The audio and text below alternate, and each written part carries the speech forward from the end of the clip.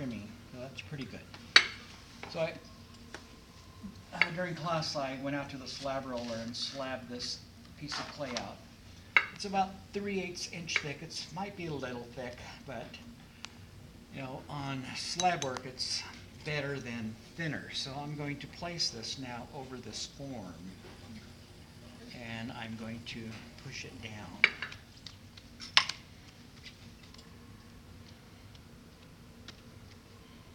So it conforms. If you do it right, it'll naturally conform. I'm going to see how the level is, if it's higher on one side or not. That's pretty close.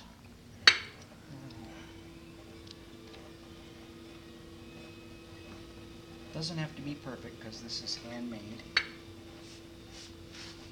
Can be extremely perfect. Okay, so that's there. Now what I'm going to do is really make it conform to this form. I'm going to push down first on this edge.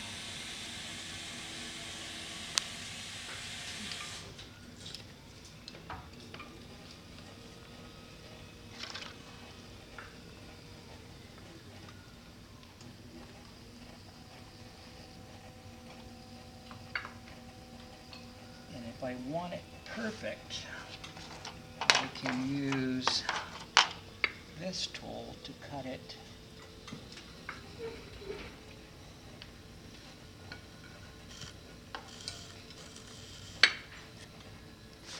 even.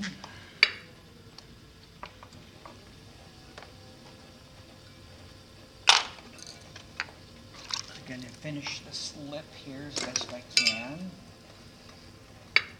Give it a little flare.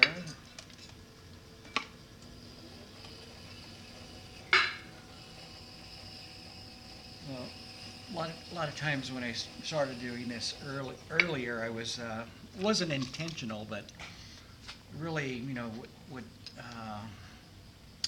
almost, I use the word fake out, but people would be deceived because I would leave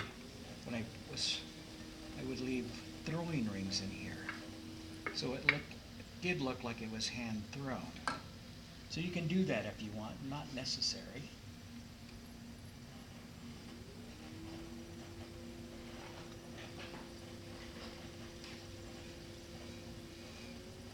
Okay, so now we have a perfect sphere.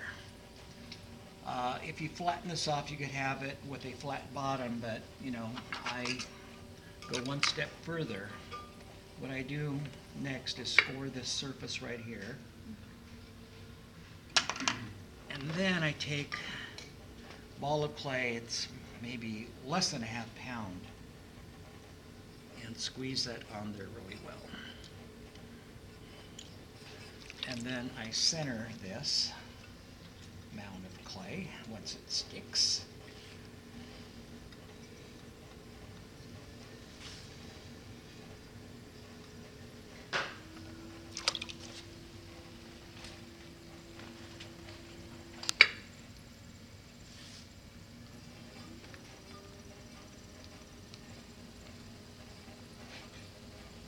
Okay, so now I have a centered piece of clay,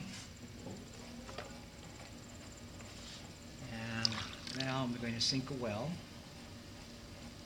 I'm going to sink it to the level of that slab piece. Can you feel the slab, or you just guesstimate? Both. I'll feel it after a point, but also visually I can see it. And right there I know I'm at the slab.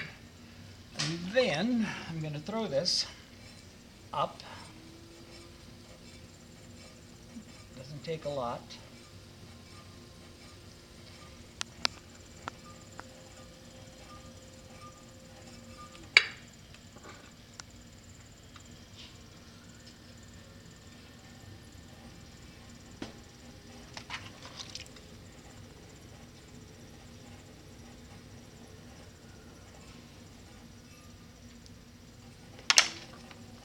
Level it off, and I'm going to thicken this up.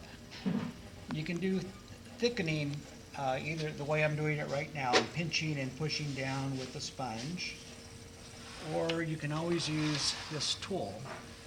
This accomplishes the same thing. Push down. So if you look at your tool, sometimes you'll see little notches like that, and you'll wonder, well, why is that there? That's why it's there.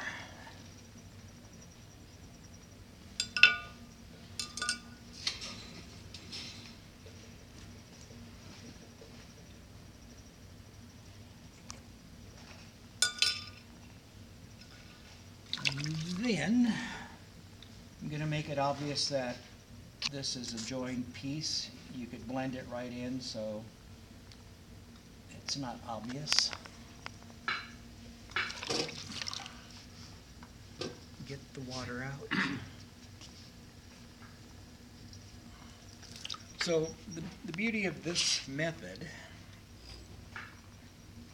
is that except for a little trimming on the inside of the lip, it's done. The shape's there. I just threw a foot, so it's done. Let it dry for, I can leave it on this bat. If I wrap it tight, when we come back Wednesday, it'll pop right off. If you're in a rush, you could put it out in the hot sun or in hot air, and it'll dry within an hour and pop it off and do it again. So I made, I don't know, a dozen of these, and I would just do one after the other.